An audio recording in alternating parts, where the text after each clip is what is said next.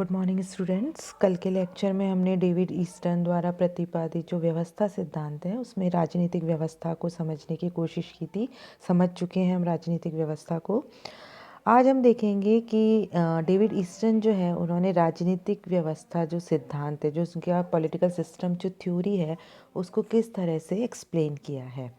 Political science जो है उसमें जो व्यवस्था की अवधारणा है उसका सबसे पहले प्रयोग करने वाले विद्वान जो हैं वो डेविड ईस्टन है। और 1953 में उनकी जो बुक पब्लिश हुई द पॉलिटिकल सिस्टम, उन्होंने राजनीति विज्ञान में एक सामान्य व्यवस्था सिद्धांत के निर्माण का विचार प्रस्तुत किया। डेविड ईस्टन के अनुसार राजनीतिक व्यवस्था जो है वो अंतःक्रियाओं का ऐसा समूह है जिसके अंतर्गत मांगे जो होती हैं उनको निर्गत यानी आउटपुट में बदला जाता है। राजनीतिक व्यवस्था संस्थाओं एवं प्रक्रियाओं का एक जटिल समूह है जो समाज के भीतर आधिकारिक मूल्यों का विनियोजन करती है। और हम राजनीतिक व्यवस्था का अध्ययन इसलिए करते हैं क्योंकि उनके अधिकारपूर्ण निर्णय यानी जो अथॉरिटेटिव डिसीजंस जो होते हैं के परिणामों का समाज में बहुत ज़्यादा महत्व है और इन परिणामों को ही निर्गत या आउटपुट कहा जाता है। सरल शब्दों में हम कहें तो जो ईस्टर्न है वो कहते हैं कि समाज जो है उसमें बहुत सारी व्यवस्थाएं जो हैं वो कार्यरत है। सामाजिक व्यवस्था है, आर्थिक व्यवस्था है, धार्मिक व्यवस्था है, लेकिन इन सब के बीच में जो है इम्पॉर्टेंट जो है मध्य में जो है वो है राजनीतिक व्यवस्था, पॉलिटिकल सिस्टम, क्योंकि उसके पास सत्ता है, उसके पास निर्णय लेने का अधिकारपूर्ण निर्णय लेने का जो पावर है उसी के पास है। इसलिए पॉलिटिकल जो सिस्टम है, राजनीतिक जो व्यवस्था है, उसके जो भी कार्य प्रणाली होती है या वो किस तरह से कार्य करती है वो किसी भी समाज के लिए बहुत ज़्यादा इम्पोर्टेंट है। ठीक है, किसी भी व्यवस्था को जीवित रखने के लिए आवश्यक है कि उसमें निरंतर निवेश या इनपुट होता रहे और निवेश के बिना कोई भी व्यवस्था जो है वो कार्य नहीं कर सकती है। आप डायग्राम देख रहे हैं और डायग्राम में आप देख रहे हैं कि इनपुट जो है जो निवेश है उसमें मांगे और समर्थन है, और आउटपुट जो है निर्गत जो है उसमें जो है डिसीजंस और एक्शन, निर्णय और जो एक्शन है वो है मांगे समाज में आती हैं और वह जो है पर्यावरण के द्वारा परिवर्तित होकर पॉलिटिकल सिस्टम में आकर आउटपुट जो है इनपुट जो है वो आउटपुट में परिवर्तित हो जाता है और फिर उसका फीडबैक आता है। एक एक टर्म को हम समझने की कोशिश करेंगे। सबसे पहले हम लेंगे जो ईस्टर्न का राजनीतिक व्यवस्था जो सिद्धांत है उसमें निवेश कार्य यानी इनपुट्स को। निवेश जो है उससे तात्पर्य मांग या समर्थन से है। प्रत्येक राजनीतिक व्यवस्था पर्यावरण से कुछ मांग रखती है और इन मांग के पीछे मांग रखने वालों का समर्थन होता है जो राजनीतिक व्यवस्था में निर्णय लेने वालों का ध्यान उन मांगों की ओर आकर्षित करता है। और इसके साथ ही साथ समर्थन जो है वो राजनीतिक व्यवस्था को विभिन्न मांगों से निपटने की शक्ति भी प्रदान करता है। निवेश कार्य इनपुट का मतलब है कि समाज में बहुत सारी मांगें रखी जाती है, मांगों के पीछे समर्थन होता है और जिन मांगों के पीछे समर्थन होता है उन्हीं पर राजनीतिक व्यवस्था जो है वो ध्यान देती है और इन्हीं पर जो है इन्हीं मांगों का राजनीतिक व्यवस्था में अस्तित्व होता है कि भाई उनको जनता का कितना समर्थन प्राप्त है। ये समर्थन मांगों की पूर्ति की क्षमता निर्भर जो है उस पर निर्भर करता है। मांगे जो हैं वो हमें ये समझाने का प्रयास करती है कि किस तरह संपूर्ण राजनीतिक व्यवस्था जो है पर मांग अपना प्रभाव डाल सकती है, क्योंकि मांगों का जन्म सामाजिक परिवेश में होता है।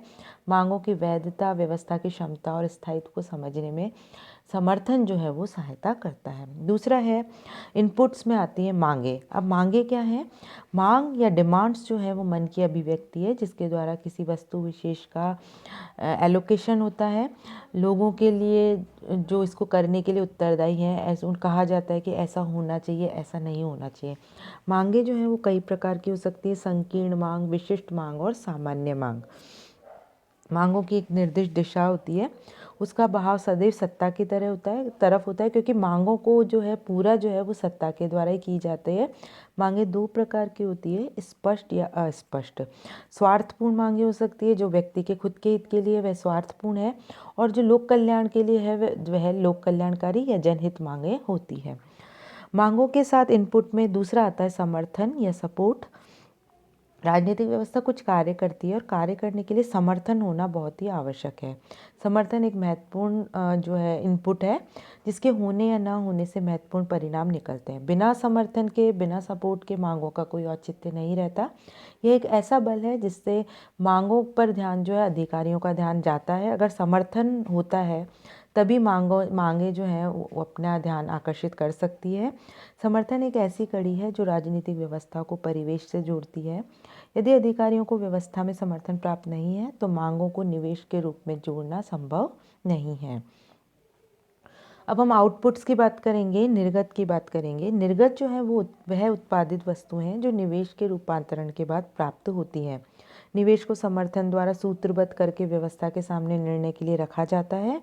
राजनीतिक व्यवस्था जो है वो विभिन्न प्रकार के निवेशों पर निर्णय लेती है। निर्गत व्यक्तियों द्वारा रखी गई मांगों का राजनीतिक व्यवस्था जो है वही निर्णय है। पुनः निवेशन यानी फीडबैक।